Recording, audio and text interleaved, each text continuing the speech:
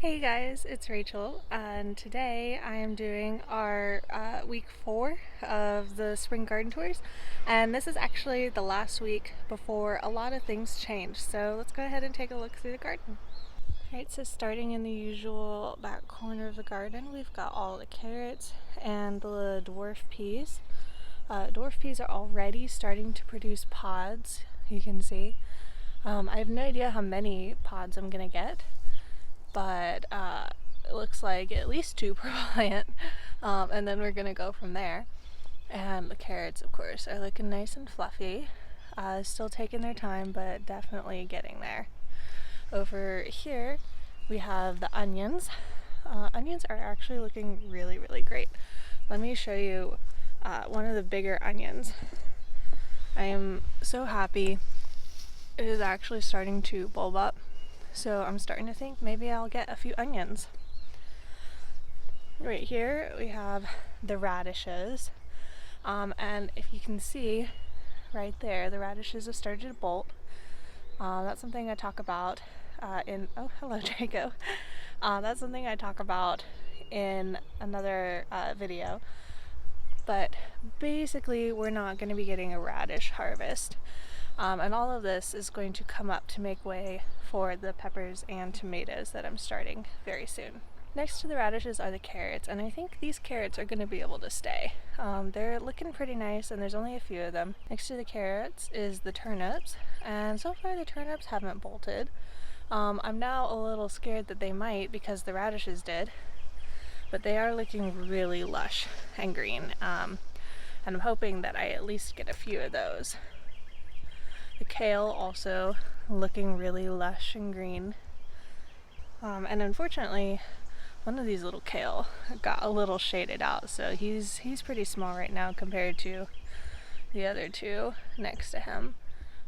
So this one might end up coming out when I put in the peppers and tomatoes, but I'm going to be trying to leave at least some of the kale around here.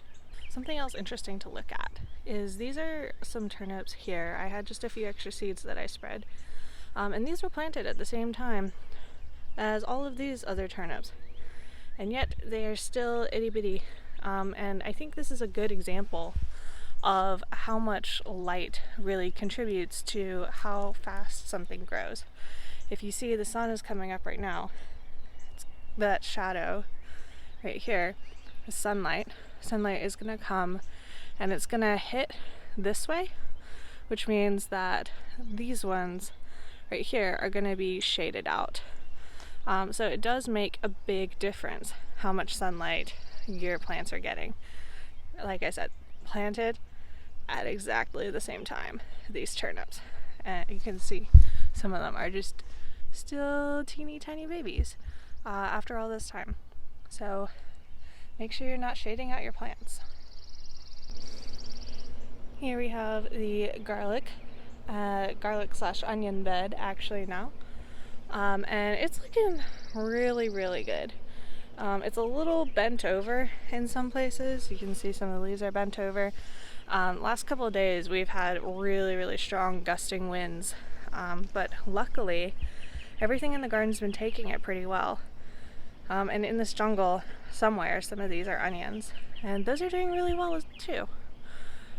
Let's take a look at the sage. The sage is actually growing pretty fast now.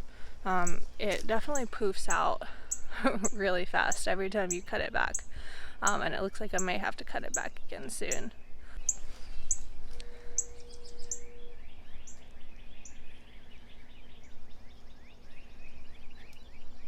Draco is stalking us. Over on the trellis, I've got my beans. We've got one side over there, one side over here. And since not as many came up as I originally thought, I had planted some new seeds, and you can see those are starting to come up now as well. And now that they've reached this stage where they're putting on this growth up here, they're going to start growing very fast, hopefully, and I'll be able to train them up the trellis right here. Here's a good look at everything in the greenhouse. I've cleared it out a little bit. I counted all my plants, figured out what was extra, and went ahead and gave away a lot of that two friends. This shelf right here is actually all the extra plants I still have left.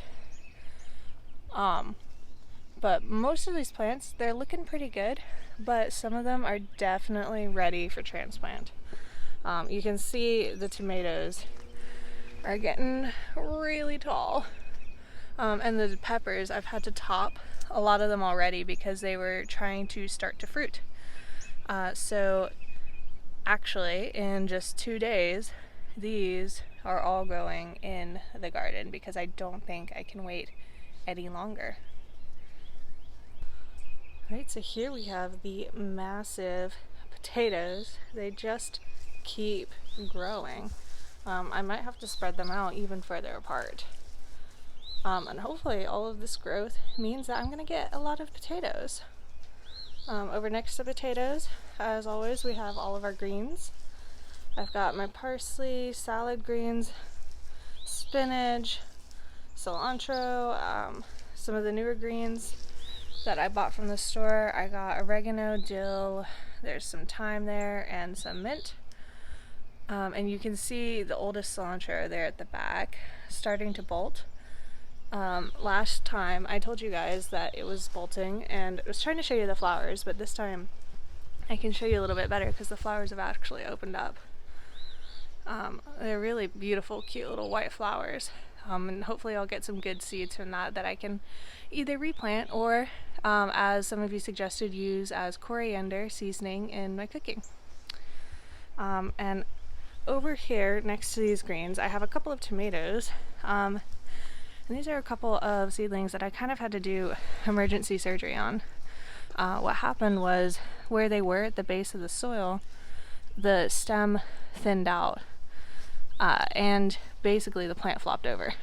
Didn't break, but it flopped. So what I did was I just replanted them, planted them deeper past the point where they had flopped over. And since tomatoes are opportunistic rooters, meaning all the little hairs along the edge can form roots if they come in contact with damp soil, I figured it could probably, hey baby, they could probably reroot themselves. Draco, of course, just has to get his face in everything. Every time he sees my hand, he's like, oh, is that for me? Is that for pets? Only sometimes, Draco. Alright, so up over here we have a couple of new things. In these two planters, I have my tomatillos. These are plants that I got from the store because I tried multiple times to sprout tomatillos from seed, and they just grew up a little bit and then died every single time. They went brown and just flopped even before they really opened up their true leaves.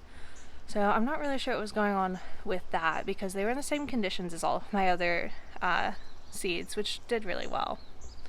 But nevertheless, I have two tomatillos as planned, and behind them I have all of my bush beans. You can see the wind has blown a ton of these stupid little seeds into the pots, but you can see some of these just now starting to come up. Right there is one, and you can see the soil bulging in a couple of places. So yeah, bush beans are on their way. And of course, always the last but not least thing we look at is the pumpkin over here. He's doing pretty well, getting his second true leaf over here. And this plant is growing slower than I think it normally would because of where it is. Fence right here, sun coming up right there. And I realize that, and I think it's still gonna be okay because this is where the plant grew last time and it did pretty well here. Behind it, you can see a couple of things coming up. Those are cucumbers. And there should be a lot more coming up soon. So we'll talk about which varieties I got once I figure out which ones are actually coming up. Alright guys, that is garden tour week 4 of the spring garden. Next time you see the garden, especially that big bed out there, it's hopefully going to look very, very different, full of all the peppers and tomatoes. Until next time guys, I will see you next week for the tour. Happy gardening.